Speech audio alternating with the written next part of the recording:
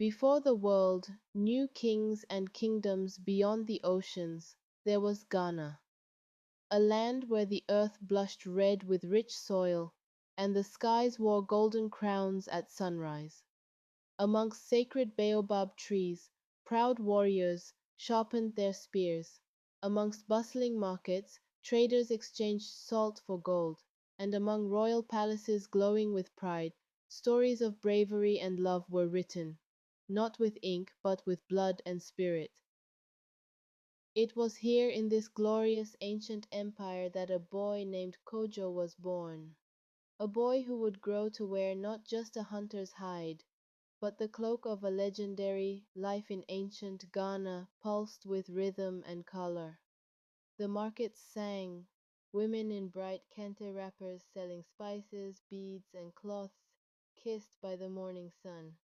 Children darted through crowds, laughing with their bellies, their innocence trailing behind them like silk scarves. Old men sat beneath baobab trees, retelling ancient tales with hands that danced in the air. Drummers beat out heartbeats that could summon even the shyest dancer into the circle. And through it all, Kojo grew, strong of arm, keen of eye, fearless of heart. It was deep within the sacred forest that fate first whispered. Kojo, hunting antelope, moved like a silent wind between the trees. And there, by the river bank, a vision of beauty knelt, gathering healing herbs into a woven basket. Her name was Adoma, daughter of the village healer, keeper of old magic and secrets written in the leaves. But danger crept closer. A wild boar, angry and hungry, lunged toward her slender frame. Without thought, Kojo moved, spear in hand, heart pounding, a fierce throw, a cry, and silence. Adoma's eyes, wide, dark, unblinking, met his, gratitude, curiosity, and something deeper, something neither could name yet. They met again, and again, always by the river where moonlight dressed the water in silver. There, beneath the whispers of the night and the curious gaze of owls, Kojo and Adoma built something sacred. They spoke of dreams, his of adventure, hers of healing a world that often broke its own children. They laughed quietly, afraid to wake the spirits.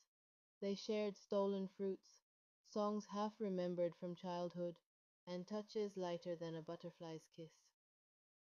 And under the ancient sky, they wove an invisible bond, stronger than iron, softer than silk. But the world is never kind to hidden flowers. One night, as Kojo walked Adoma back toward the village, the healer himself waited in the shadows. Face stern, eyes heavy with knowledge, Adoma's father spoke in a voice that could bend trees. Love, he said, is not enough. Not for my daughter. If you wish to claim her boy, bring me proof of your spirit. Bring me the heart of the ancestors, the sacred golden talisman lost beyond the endless sands. Kojo's heart sank, the heart of the ancestors, a legend buried beyond treacherous lands, guarded by curses and beasts untold. But in Adoma's trembling eyes he found his courage. He bowed deeply, fists clenched. I will return, he vowed, with a golden heart or with none of my own. And so before the next moonrise Kojo set forth, through endless savannahs that shimmered under cruel suns, across rivers that whispered lies to drowning men, past deserts where bones gleamed white as warning.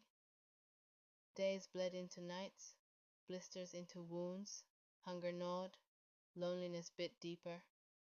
Yet still he pressed on, guided by the memory of a river's silver song, a girl's trembling smile, a promise etched into his bones. Until, one fateful dawn, he stood before it, a forgotten shrine, half swallowed by sand, crowned by a golden artifact that pulsed with ancient power. With trembling hands he claimed it, not for pride, not for glory, but for love. When Kojo returned, The earth itself seemed to sing. The villagers poured into the streets, colorful cloths swirling like rainbows. Dancers leapt high, warriors beat drums with such joy the ground shook with laughter. Adoma ran, barefoot, heart first, to meet him. In his outstretched palm the heart of the ancestors gleamed brighter than any sun, and in his eyes another treasure burned even brighter, the unbreakable fire of a man who had crossed death for love. Beneath the ancient baobab tree where generations had blessed unions, Kojo and Adoma were wed. She wore golden beads woven into her hair. He wore a kente cloak gifted by the ancestors. Elders blessed them with kola nuts and whispered prayers. Children scattered petals at their feet. The sky itself blushed pink and gold, as if the heavens, too, celebrated their love. And when Kojo kissed his bride, the drums rose louder, louder, louder, carrying their story across the mountains, across the rivers,